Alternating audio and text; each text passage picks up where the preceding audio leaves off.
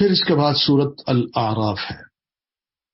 اعراف یہ جنت اور دوزخ کے درمیان ایک جگہ ہے جہاں ایسے لوگوں کو ذرا تھوڑی دیر کے لیے رکھا جائے گا، ان کا فیصلہ ڈیلے کر دیا جائے گا، کیونکہ ان کی نیکیاں اور برائیاں برابر برابر ہوں گی، اور یہ جائیں اس مقام پہ جنت کو بھی دیکھیں اور دوزخ کو بھی دیکھیں، اور پھر اس کے بعد سوچیں کہ کاش ہماری ایک نیکی زیادہ ہوتی، کاش ایک نیکی زیادہ ہوتی، اور اس ایک نیکی کی وجہ سے ہم جنت میں چلے جاتے۔ سوچئے، اس لیے قیامت کے دن کو یوم الحسرہ بھی کہا گیا ہے کہ ارمان کا دن ہے۔ نیک آدمی بھی اس دن ارمان کرے گا، کاش میں تھوڑی سی نیکی اور کرتا، میں اوپر والے درجے میں چلا جاتا، اوپر والے میرے پاس آ رہے ہیں مگر میں اوپر نہیں جا سکتا۔ اعراف یہ مقام ہے، یہ بھی ایک غیبی بات ہے جو اللہ تعالیٰ نے ہمیں مستقبل میں جو کچھ ہونا ہے بتا دیا ابھی سے، تاکہ اس اعراف کا سوچ کے بھی ہم کم از کم ضرور یہ دیکھیں کہ نیکی میں ہم پیچھے نہ رہیں۔ شروع ہوتی ہے بسم اللہ الرحمن الرحیم، الف لام میم صاد، کتابن، یہ کتاب آپ کی طرف نازل کی گئی ہے، اس کی تبلیغ سے آپ کے دل میں گھٹن نہ ہونی چاہیے۔ یعنی لوگ ناراض ہوتے ہیں، گھور گھور کے دیکھتے ہیں، کھا جانے والی نظروں سے دیکھتے ہیں، دھمکیاں دیتے ہیں، گالیاں دیتے ہیں، کوئی بات نہیں، کریں، آپ کا دل خوش ہونا چاہیے۔ کیوں؟ لِتُنذِرَ بِهِ وَذِكْرَىٰ لِلْمُؤْمِنِينَ، کتاب اتارنے سے غرض یہ ہے کہ آپ اس کے ذریعے لوگوں کو ڈرائیں، وارن کریں ان کو، اور یہ مومنوں کے لیے یاد دہانی کا کام بھی دیں۔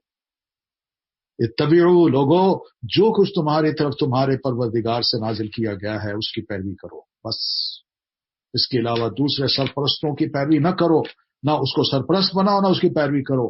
تھوڑے ہی ہو تم نصیحت مانگتے ہو، ان کو اللہ کے مقام پہ کیوں بٹھاتے ہو، نبی کے مقام پہ کیوں بٹھاتے ہو؟ وَكَم مِّن قَرْيَةٍ أَهْلَكْنَاهَا، کتنی ہی بستیاں ہیں جنہوں نے ہماری یہ بات نہیں مانی تو ہم نے ان کو ہلاک کر دیا۔ ہمارا عذاب ان پر رات کے وقت آیا یا جب وہ دوپہر کو سو رہے تھے۔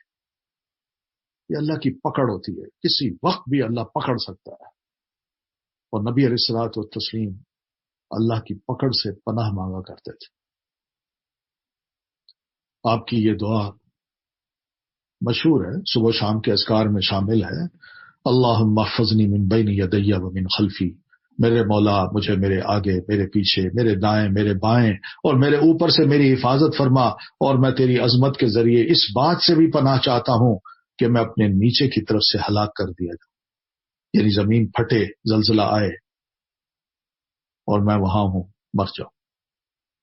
یہ ہے غفلت کے وقت، حقیقت ہے جب لوگ غافل ہوں تو بطور خاص اس وقت اللہ تعالیٰ کو یاد کرنا چاہیے، بندے کو استغفار کرتے رہنا چاہیے۔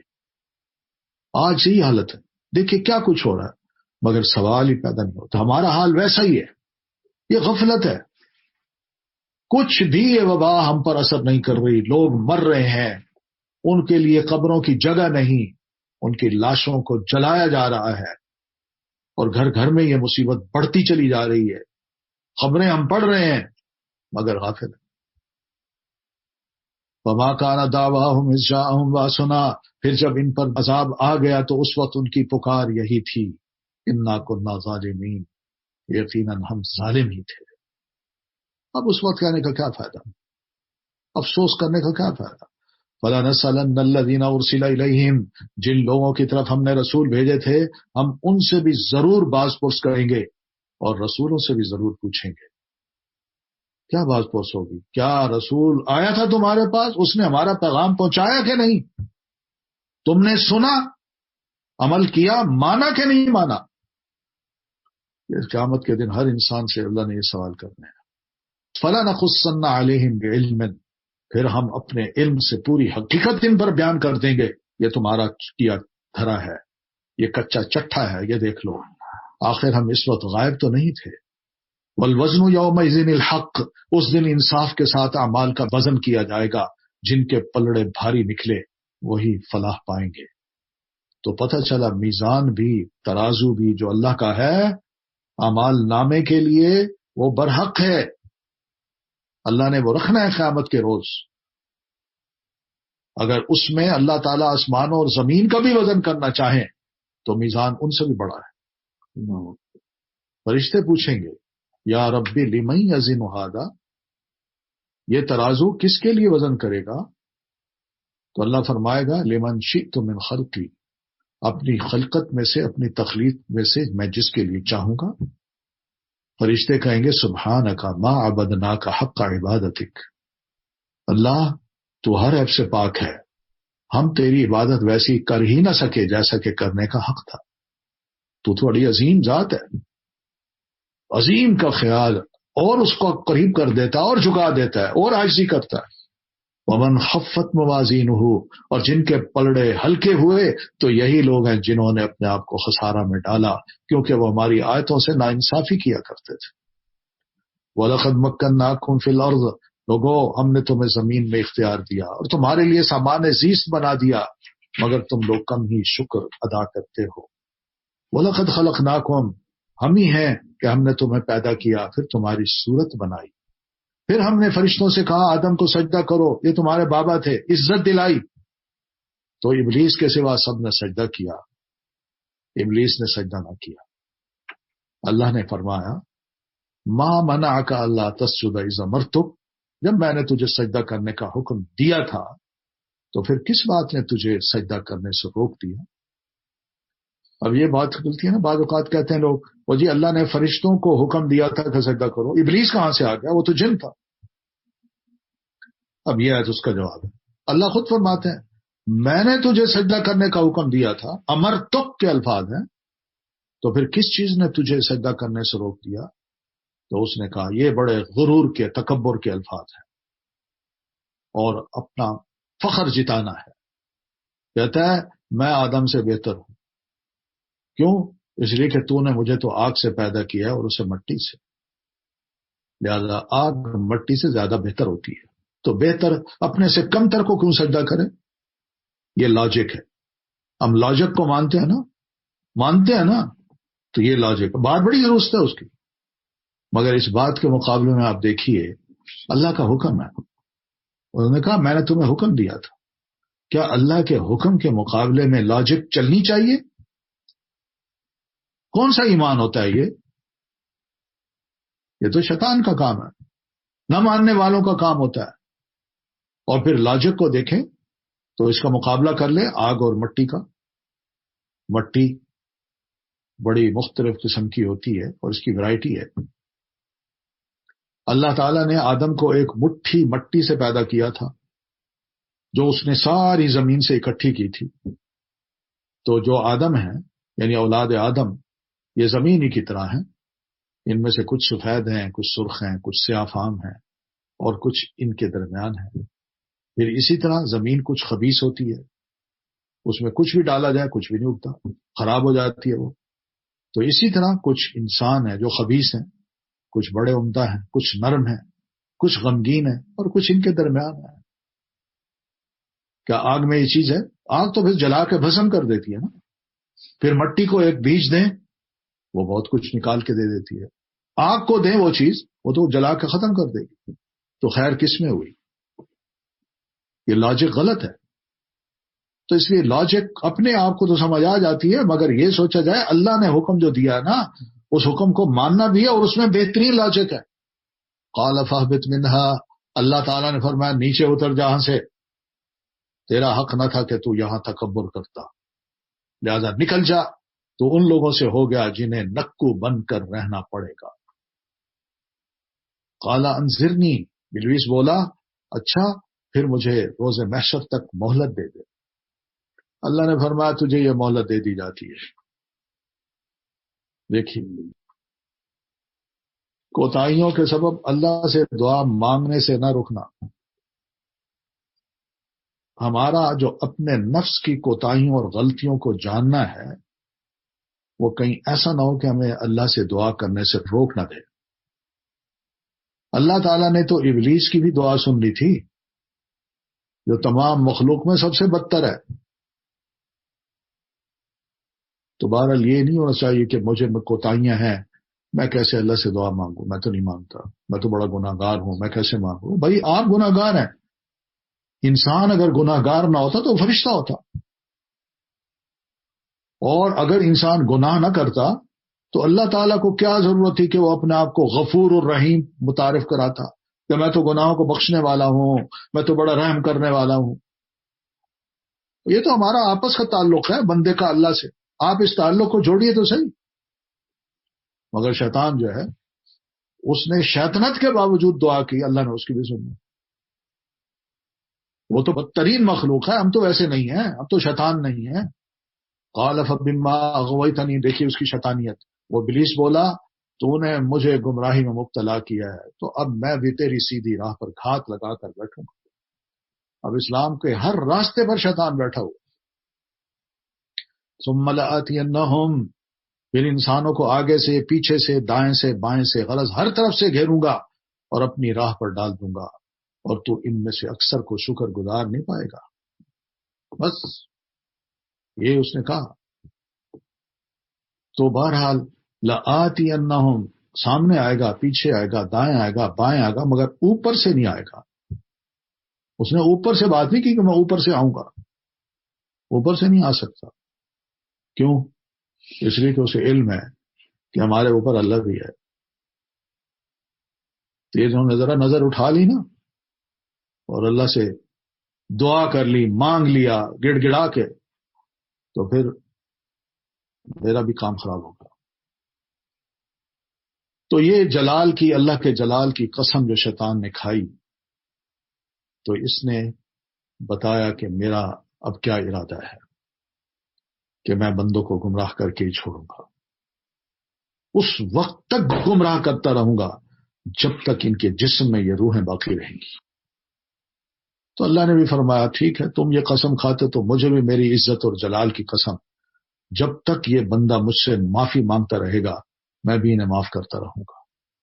قال اخرج منہا، اللہ نے فرمایا یہاں سے نکل جا، تو میری درگاہ سے ٹھکرایا ہوا اور رسوا شدہ مخلوق ہے، یاد رکھ انسانوں سے جو بھی تیری پیروی کرے گا تیرے سمیت ان سب سے جہنم کو بھر دوں گا، اور اے آدم تو اور تیری بیوی دونوں اس جنت میں رہو اور جہاں سے جی چاہے کھاؤ، مگر اس درخت کے قریب نہ جانا ورنہ ظالموں میں ہو جاؤ گے۔ تھوڑا سا ٹیسٹ آدم کا بھی ہوتا ہے۔ اب شریعت جو دی ہے اس میں کچھ چیزیں حلال ہیں، کچھ حرام ہیں، حرام بہت کم ہے، کہا اس کے قریب نہ جاؤ۔ ہمارا بھی ٹیسٹ ہو رہا ہے مگر ہم چلے جاتے ہیں۔ اور آدم ایک غلطی سے جنت سے نکال دیے گئے، اور ہم کتنی ہزاروں غلطیاں کریں ایسی، پھر بھی توقع کریں ہم جنت میں جائیں گے۔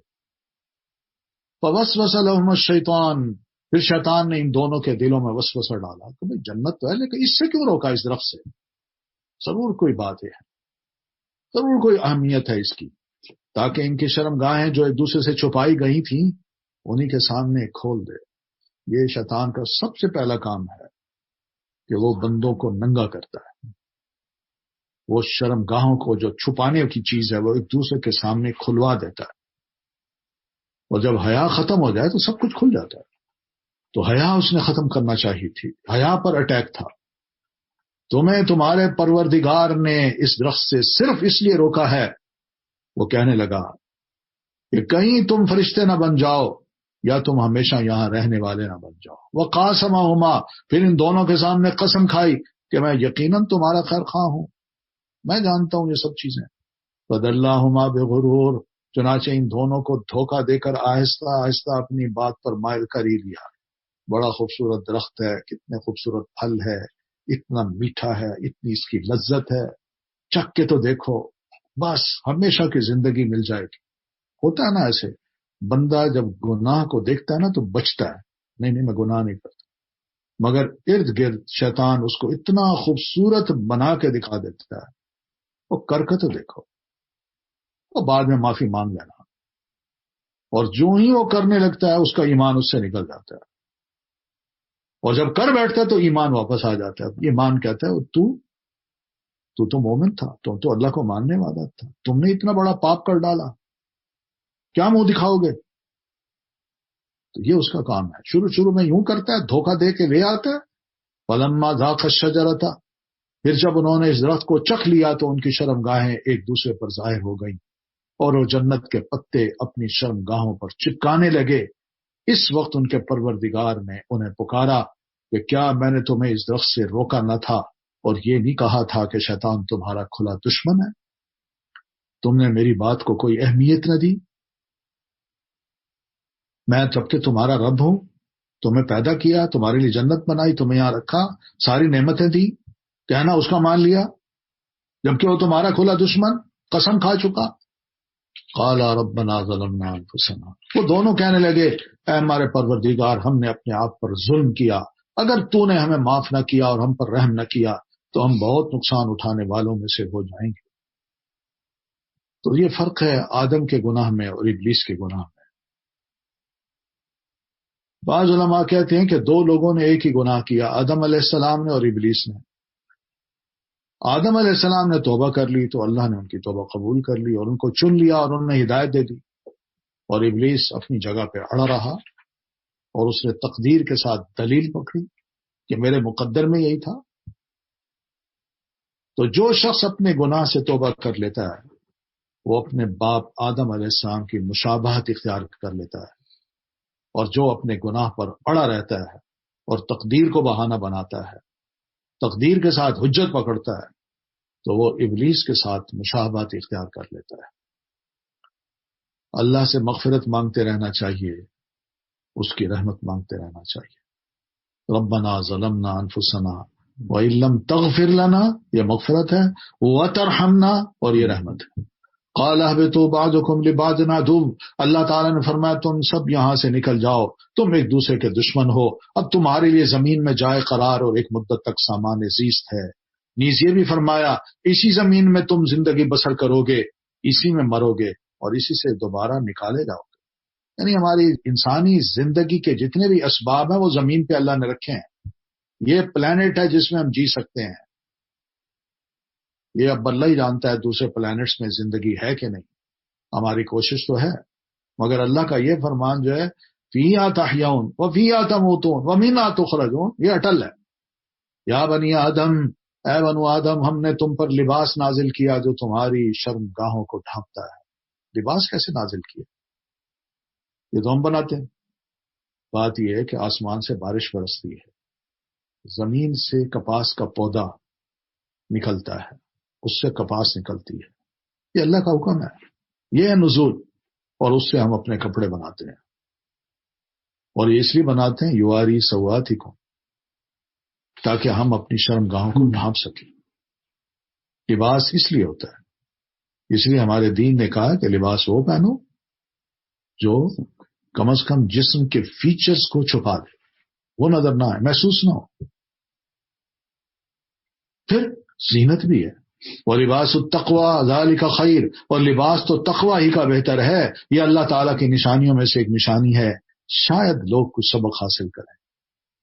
واقعی یہ کپڑے نہ ہوتے اور ہم بغیر کپڑوں کے ہی جی رہے ہوتے تو سوچئے کیا زندگی ہوتی ہماری، جانوروں سے بھی بدتر ہوتی۔ تو متقی کے لیے جو نازیبا لباس ہے وہ نبی علیہ السلام فرماتے ہیں ریشم اور سونا۔ یہ پسند نہیں کیا نبی علیہ السلام نے، آپ نے فرمایا یہ ان کے لیے آج ہے، ہمارے لیے کل ہوگا جنت میں۔ پھر سفید لباس کو آپ ترجیح دیتے تھے، آپ فرماتے ہیں تم اپنے لباس میں، کپڑوں میں سفید رنگ پہنا کرو کیونکہ وہ تمہارے کپڑوں میں بہتر ہے، اور اسی میں اپنے مردوں کو بھی کفن کیا کرو۔ قیمتی اور خوبصورت مزین لباس سے آپ گریز کرتے تھے، کیونکہ انسان کی زندگی سادہ ہوتی ہے، وہ قیمتی لباس جب پہنے گا نا تو وہ تکلفات میں ہی پڑ جاتا ہے، قدم اٹھانا ہے، سر ایسے رکھنا ہے، لباس کو موڑنے نہیں دینا، کہیں بیٹھنا ہے تو دھیان سے بیٹھنا ہے، بڑی محفلوں میں جانا ہے، عام بندے ملیں تو اس لباس میں نہیں مل سکتے، عام بندوں میں شامل بھی نہیں ہو سکتے۔ تو یہ تکلفات ہیں بھائی۔ آپ صلی اللہ علیہ وسلم نے فرمایا انسان کو سادہ بن کے رہنا چاہیے، بس لباس ایسا ہو کہ آدمی اچھی محفل میں بیٹھ سکے اور کہیں جائے بھی صحیح تو دوسروں کو اچھا لباس پہننے کی دعوت دے سکے، اور تواضع ہو۔ نبی صلی اللہ علیہ وسلم نے فرمایا ایک دیہاتی آپ کے پاس آیا جس نے بڑا قیمتی جبہ پہن رکھا تھا اور جس پر ریشم کے مختلف بٹن لگے ہوئے تھے. ریشمی لباس بھی تھا اور اس پہ بٹن بھی لگے ہوئے تھے اور وہ ریشم کے تھے مختلف قسم کے. آپ نے فرمایا سنو تمہارے اس ساتھی نے تو مکمل طور پر فارس ابن فارس کی وضع اختیار کر رکھی ہے، یعنی نسلی فارسی آدمی لگتا ہے. ایسا لگتا ہے کہ جیسے اس کے یہاں فارسی نسل کے ہی بچے پیدا ہوں گے اور چرواہوں کی نسل ختم ہو جائے گی. یہ نبی علیہ السلام نے فرمایا. مسند احمد کی یہ روایت ہے. پھر رسول اللہ صلی اللہ علیہ وسلم نے اس کے جبے کو مختلف حصوں سے پکڑ کر جمع کیا اور فرمایا کیا میں تمہارے جسم پر بے وقوفوں کا لباس نہیں دیکھ رہا؟ یہ ہے وجہ، یہی ہے ہم اپنے آپ کو بڑی شاہ سمجھیں اور دوسروں کو سمجھیں کہ یہ چرواہوں کی نسل ہے. میرا باپ بادشاہ تھا، میرا دادا بھی بادشاہ تھا، میں اس کی نسل کا ہوں، میں بھی بادشاہ ہوں. اور بھائی نہیں، عاجز بندے بنو، متواضع قسم کے.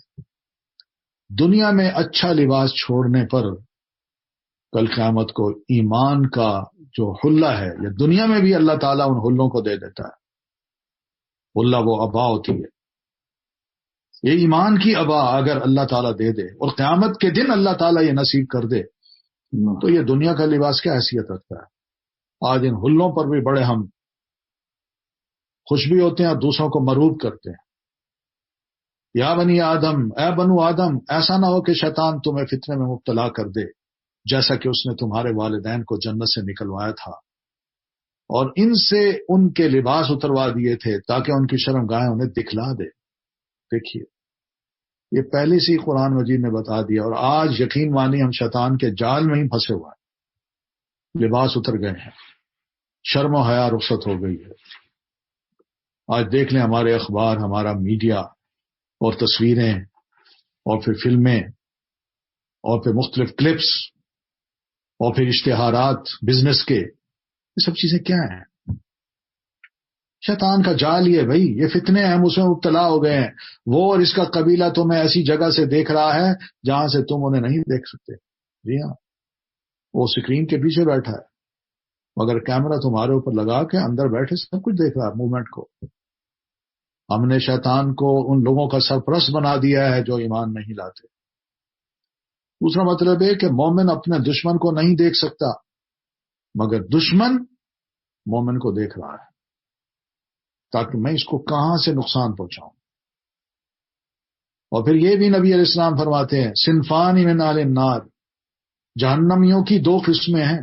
آپ فرماتے ہیں لم ارہما، میں نے ابھی تک نہیں دیکھی ان میں قوم معہم سیات کاذناب البقر، جن کے پاس بیل کی دموں جیسے کوڑے ہوں گے جن سے وہ لوگوں کو ماریں گے. یہ کیا ہے؟ کیا کوڑے ہیں؟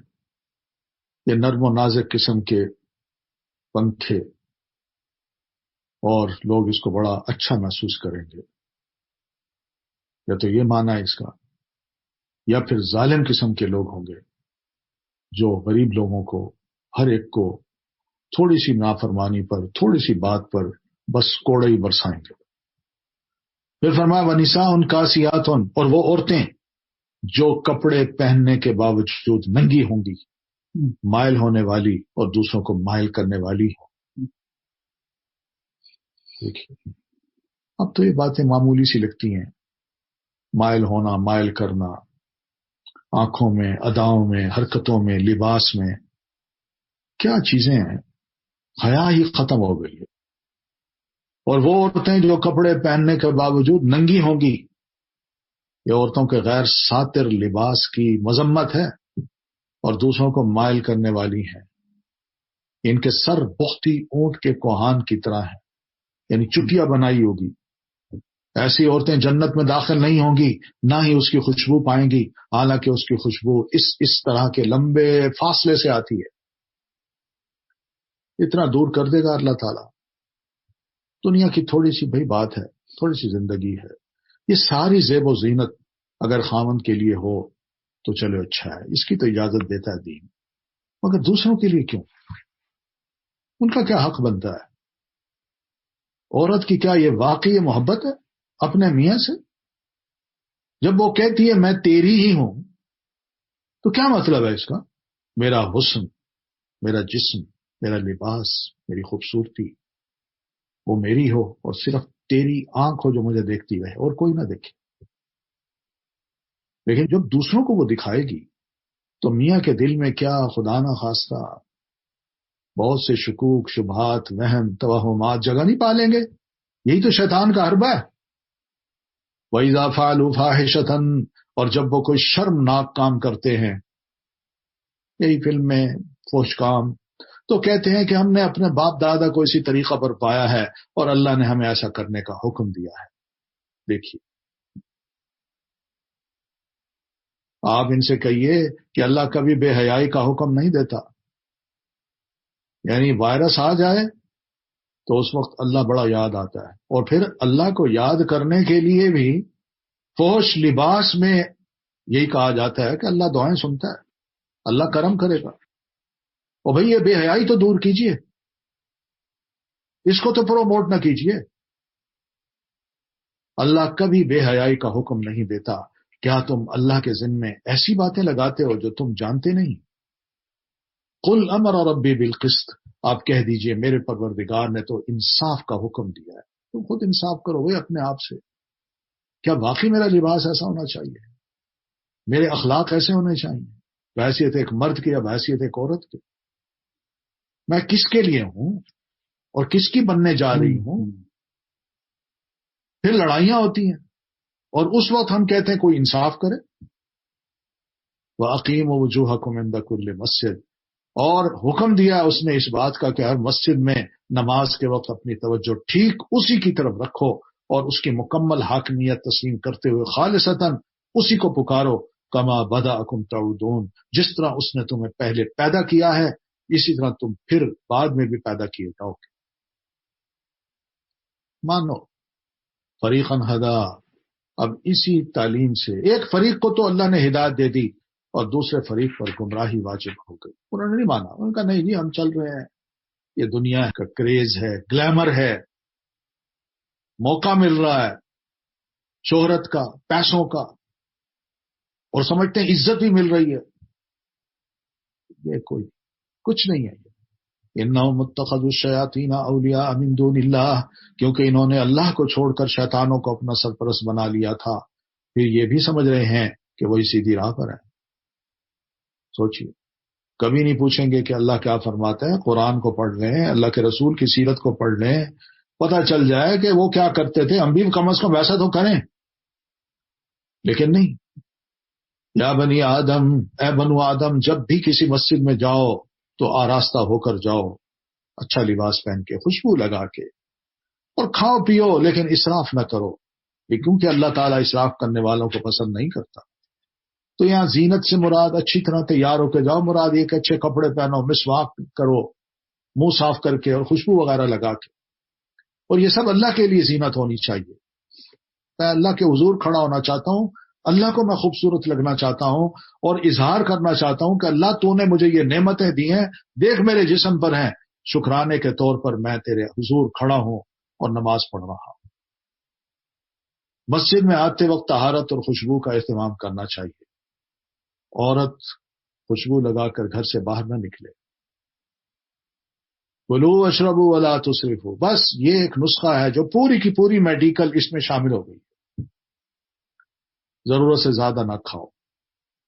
ڈاکٹروں کے پاس جاتے ہیں تو وہ بھی کہتے ہیں بھائی یہ چیز چھوڑ دو، یہ چیز تمہیں نقصان دے رہی ہے، یہ کھانا شروع کرو، سادہ غذا، سادہ لباس. یہ تو پوری طب اللہ تعالیٰ نے اس میں جمع کر دی ہے.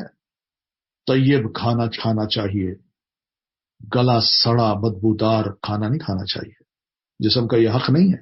اس کو پاکیزہ کھانا، تازہ فریش کھانا کھلانا چاہیے. کھانے پینے میں بھی اعتدال ہو. خوب سیر ہو کے بھی نہ کھائے کہ سانس ہی نہ لے سکے، اور سادہ غذا کھانی چاہیے. قل من حرم زینت اللہ التی اخرج لعبادہ، آپ ان سے پوچھئے کہ اللہ تعالیٰ نے اپنے بندوں کے لیے جو زینت اور کھانے کی پاکیزہ چیزیں پیدا کی ہیں انہیں کس نے حرام کر دیا؟ لوگ اپنے اوپر پابندیاں لگا دیتے ہیں، نہیں جی نہیں ہم اچھے لباس نہیں پہنیں گے، ہم تو فقیر فقیر بن کے رہیں گے، اچھا کھانا نہیں کھائیں گے، اس لیے کہ ہم طاقتور ہو جائیں گے اور پھر اس کے بعد اللہ کی عبادت نہیں ہو سکے گی۔ جتنا کمزور ہوتے جائیں گے اتنا ہی اللہ کے مقرب بنتے جائیں گے۔ گویا کہ دنیا سے بے رغبتی۔ اور بھئی یہ کون ہے؟ کس نے کہا ہے تم اللہ کی یہ دی ہوئی زینت کی چیزیں اور کھانے کی پاکیزہ چیزیں اپنے اوپر حرام کر دو؟ آپ کہیے کہ یہ چیزیں دنیا کی زندگی میں ان لوگوں کے لیے جو ایمان لائے کہ اللہ نے بنائی ہیں، اور قیامت کے دن تو خالصتاً انہی کے لیے ہوں گی۔ ہم اسی طرح اپنی آیات کو صاف صاف بیان کرتے ہیں ان لوگوں کے لیے جو علم رکھتے ہیں۔